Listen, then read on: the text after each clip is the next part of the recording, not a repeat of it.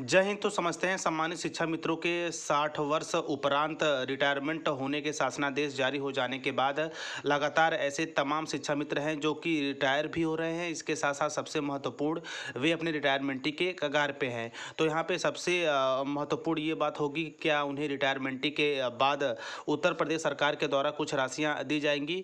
तो ऐसे पे यहाँ आप मूल रूप से समझ सकते हैं कि शिक्षा मित्र योजना के अंतर्गत सेलेक्ट हुए तमाम शिक्षक और शिक्षिकाएँ एक लंबे वर्षों से अपनी सेवाएं दे रहे थे।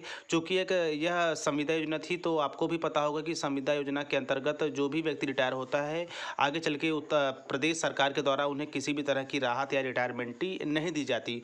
उसी को लेकर उत्तर प्रदेश शिक्षा मित्र संघ ने एक आवाज़ उठाई है 10 लाख रुपए की, ताकि आगे चल के यानी कि सम्मानित शिक्षा मित्र के रिटायरमेंटी के बाद उनका आगे का जीवन सुचारू रूप से चल सके।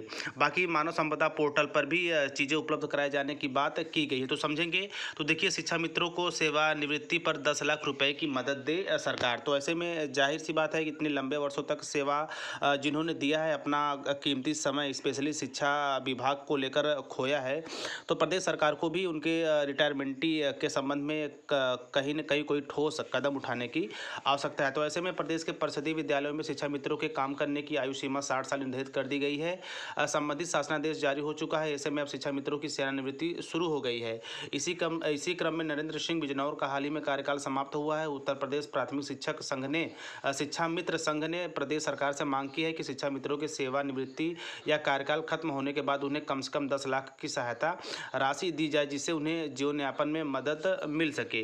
इसके साथ साथ संघ के प्रदेश मंत्री कौशल कुमार सिंह ने कहा है कि आर्थिक सहयोग मिलने से उन्हें किसी के आगे हाथ नहीं फैलाना पड़ेगा। चूँकि 60 वर्ष के बाद आप कोई काम करने के लायक भी नहीं होते, इसलिए मेरा भी पूरा समर्थन रहेगा कि उत्तर प्रदेश सरकार को स्पेशली सम्मानित शिक्षा मित्रों को जो भी हो सके उनकी तरफ से उन्हें रिटायरमेंटी या फिर आगे के जीवन यापन को सुचारू रूप से चलाने के लिए, किसी अन्य पर निर्भर न होने के लिए 10 लाख के लगभग राशि का जो है सहायता करनी चाहिए। ऐसे में शिक्षा मित्र संघ की तरफ से स्पेशली 10 लाख की मांग की गई है, जो अपने आप में एक ठीक ठाक राशि है, बहुत ज़्यादा तो नहीं है, लेकिन 10 लाख के दम पर आगे का जो जीवन है कहीं न कहीं कुछ सुधार आवश्यकता है। तो ये रहा वर्तमान समय में 10 लाख रुपए का पैकेज का मेन उद्देश्य स्पेशली सामान्य शिक्षा मित्रों को रिटायरमेंटी के उपरांत दिए जाने की एक बड़ी पहल की गई है प्रदेश सरकार के द्वारा।